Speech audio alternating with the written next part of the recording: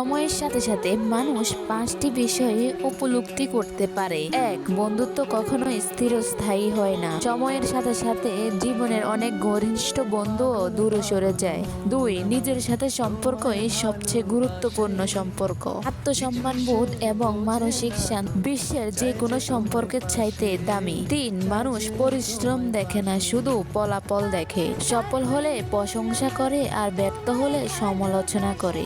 তাই পরিশ্রমটা নিজের জন্য করুন। 4. হৃদয় ভঙ্গ এবং ব্যর্থতা জীবনেরই অংশ, তাই এই জিনিসগুলোকে এড়িয়ে না চলে শিকার সুযোগ হিসেবে ভাবুন। 5. পৃথিবীর সবচাইতে শান্তির জায়গা হলো নিজের বাড়ি। আপনি পৃথিবীর যে প্রান্তে যান না কেন, নিজের বাড়ি এসে যে শান্তি পাবেন তা কোথাও পাবেন না।